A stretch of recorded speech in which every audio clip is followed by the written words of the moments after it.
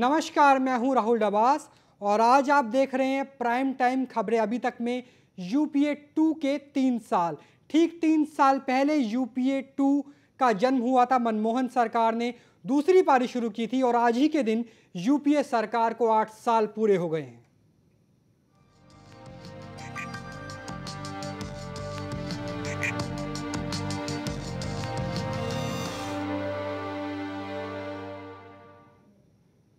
UPA 2 के 3 साल पूरे हो गए हैं। यूपीए सरकार बने 8 साल पूरे हो गए हैं, यानी एनडीए सरकार को गए 8 साल पूरे हो गए जब अटल बिहारी वाजपेयी की सरकार हुआ करती थी।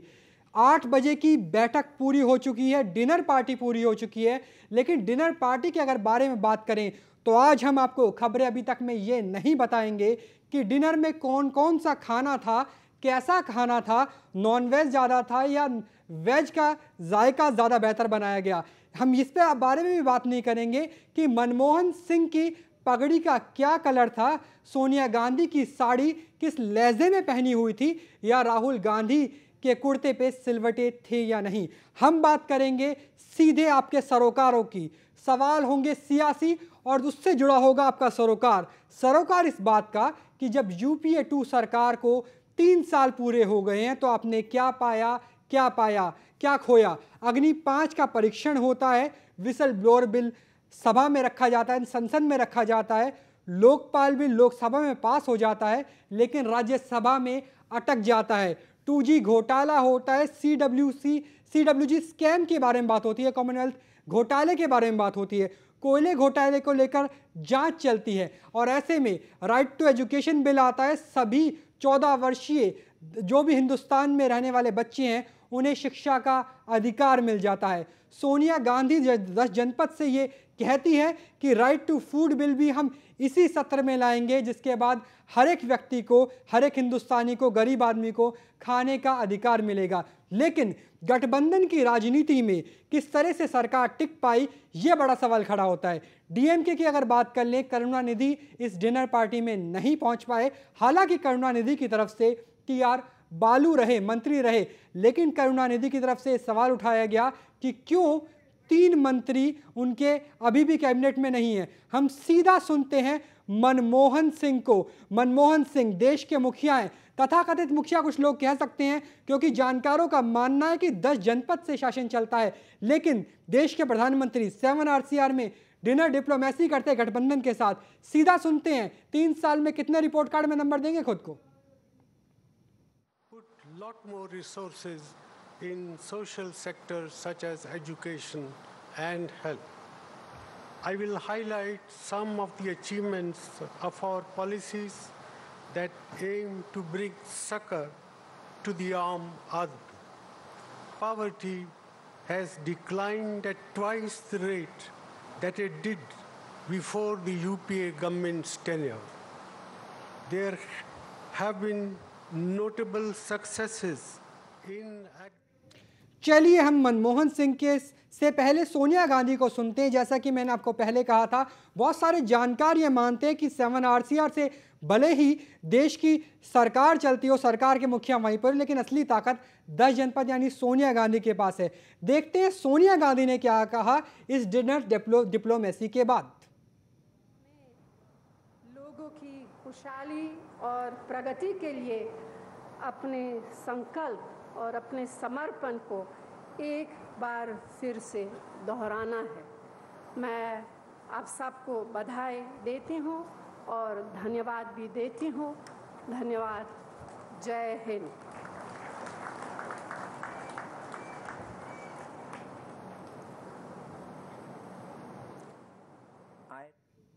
चलिए वापस से सुनते हैं सरकार के सरदार यानी सरदार मनमोहन सिंह, देश के प्रधानमंत्री, वजीर आजम का क्या कहना है पूरे 3 साल पूरे होने को लेकर। Put lot more resources in social sectors such as education and health. I will highlight some of the achievements of our policies that aim to bring succor to the armed admi. Poverty has declined at twice the rate that it did before the UPA government's tenure.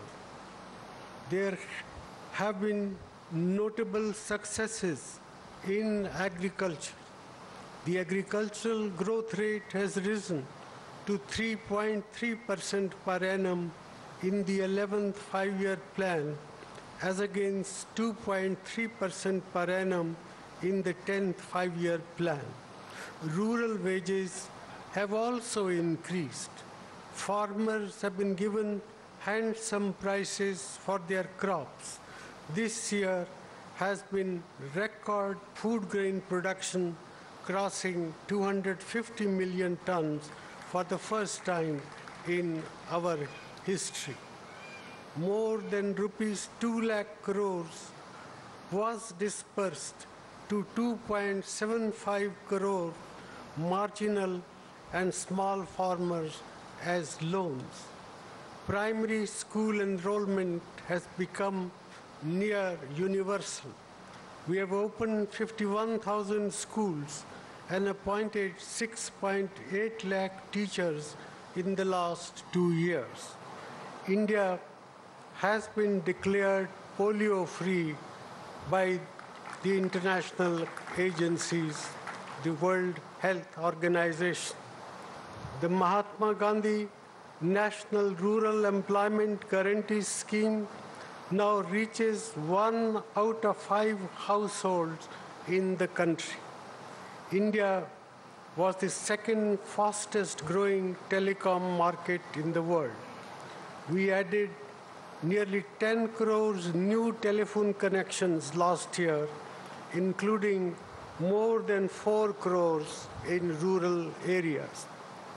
We added new power generation capacity of 20,000 megawatts last year, which is almost equal to the capacity added during the entire images, even in cloudy weather.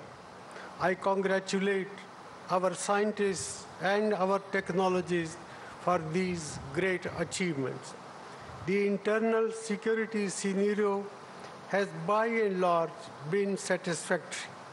The peaceful conduct of panchayat elections in Kashmir and the high voter turnout show that things are changing in the state.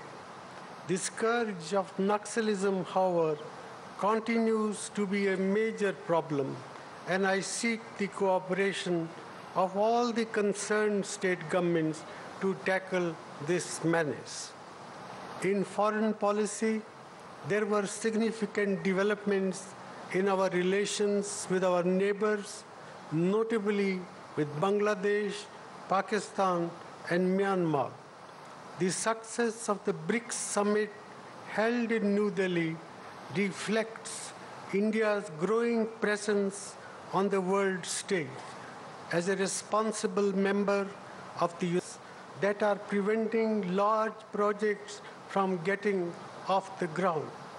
We have to quicken the pace of implementation of our policies of inclusive growth, particularly in the areas of health and education.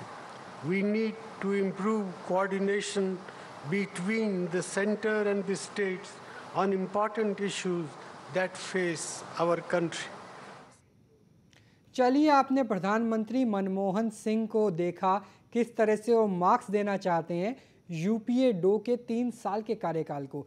जब UPA 2 की शुरुआत हुई थी तब semester system नहीं हुआ करता था, चाहे वो 10th-12 के एग्ज़ाम हो या फिर कॉलेज, ईयरली सिस्टम था। लेकिन सेमेस्टर सिस्टम होने की वजह से अब सरकार पे भी दबाव है कि वो हर साल बाद, हर पखवाड़े के बाद जनता को बताए कि उन्होंने क्या किया देश के लिए। अगर प्रधानमंत्री की बातों को देखा जाए तो उन्होंने कहा कि कृषि में रिकॉर्ड वृद्धि हुई है, रिकॉर्ड फसल बोई गई है। कृषि की बात कर ले, हालांकि ये बात और है कि मध्य प्रदेश में और हरियाणा में बोरियों तक की कमी पड़ गई थी कि कहाँ कृषि उत्पादनों को, गेहूं को रखा जाए। दूसरी बात उन्होंने कही है कि पोलियो को भारत मुक्त कर दिया, पोलियो मुक्त हो गया है हिंदुस्तान, बहुत बड़ी अचीवमेंट है। लेकिन यूपी के गोरखपुर में पोलियो ड्रॉप के रिएक्शन से काफ़ी बच्चे बीमार भी पड़े थे। दोनों सच है वो देखने चाहिए, क्योंकि आधा गिलास भरा होता है, आधा गिलास खाली होता है। मनरेगा की बात की, मनरेगा में जितने मर्जी घोटाले रहे हों, अच्छा कदम था सरकार का,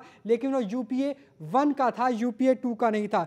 second fastest growing telecom economy बताया भारत सरकार को, प्रधानमंत्री मनमोहन सिंह ने भारत को बताया, लेकिन 2G घोटाला भी हुआ था 1,76,000 करोड़ का, जिसकी वजह से पूर्व टेलीकॉम मंत्री ए राजा फिलहाल तक कुछ दिनों पहले तक भी तिहाड़ जेल में थे।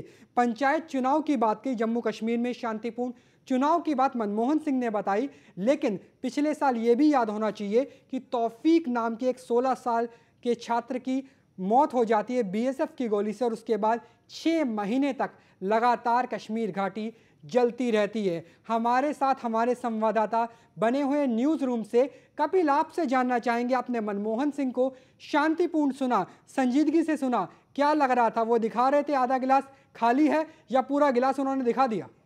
अब बिल्कुल राहुल, देखिए जिस तरह के कयास लगाए जा रहे थे कि सरकार जो अपना रिपोर्ट कार्ड पेश करेगी 3 साल पूरे होने के मौके पर, बिल्कुल उसी तरह से प्रधानमंत्री मनमोहन सिंह और जो यूपीए की चेयरपर्सन हैं सोनिया गांधी, उन्होंने भी उसी अंदाज में बिल्कुल बात करी। दोनों ही लोगों ने जो सरकार की जो तारीफों के जो पुल बांधे, और उसके सिवा सोनिया गांधी की अगर बात करें तो सोनिया गांधी ने जो है विरोधियों पर निशाना साधने से भी वो नहीं चुकी। उन्होंने साफ तौर पर कहा कि हम जो है शालीनता की जो भाषा है वो उसमें पेश आते हैं, और विरोधी जो है वो लगातार जो है तेज भाषा में जो है बात करते हैं, तो उनकी आवाज़ जो रहती है वो ऊंची है। तो सरकार का जो 3 साल जो पूरे हुए उसके मौके पर जो आज जो रिपोर्ट कार्ड जो पेश किया है, उसमें पूरी तरीके से जो है प्रधानमंत्री मनमोहन सिंह हो या यूपीए की अध्यक्षा सोनिया गांधी हो, दोनों ही नेताओं ने जो है सरकार की तारीफ के पुल बांधे हैं। हालांकि उन्होंने इस चीज़ को साफ कर दिया है, एक तरीके से देखा जाए तो वो एक जो कांग्रेस के जो कार्यकर्ता हैं उनके लिए एक पूरी तरीके से संदेश दिया गया है कि जो अब जो 2014 में जो चुनाव होने हैं, क्योंकि सोनिया गांधी के अगर भाषण की बात करें तो उन्होंने एक चीज़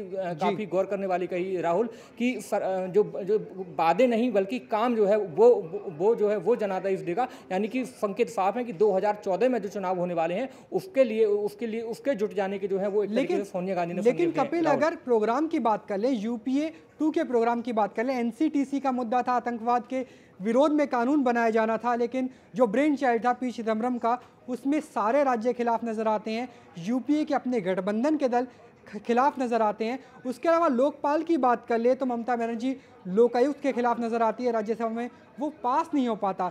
विसल ब्लोअर बिल अटका हुआ है, जुडिशरी अकाउंटेबिलिटी बिल अटका हुआ है, सिटीजन चार्टर अटका हुआ है, राइट टू फूड अटका हुआ है। तो जब इतने अटकलें हैं यूपीए 2 में, तो इन अटकलों के साथ चुनाव में कैसे जाएंगे 2 साल बाद मनमोहन सिंह?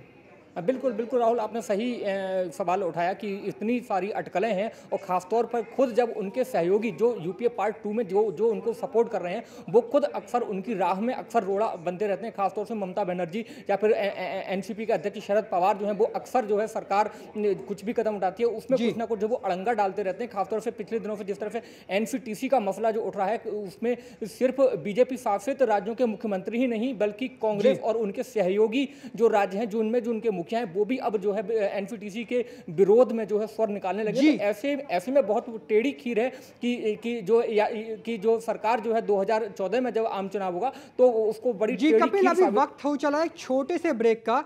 ब्रेक के बाद हम आपसे बात करेंगे और आपसे चर्चा करेंगे क्यों यूपीए 1 के जो शक्तिशाली सरकार थी, मनमोहन सिंह अपनी सरकार को दांव पे लगा जाते थे परमाणु करार के लिए, इस बार हर बार की तरह मनमोहन मुलायम क्यों पड़ जाते हैं, और क्यों मनरेगा जैसी नरेगा जैसी कोई बड़ी परियोजना यूपीए 2 पे नहीं चल पाती है। ब्रेक के बाद हम बात करेंगे।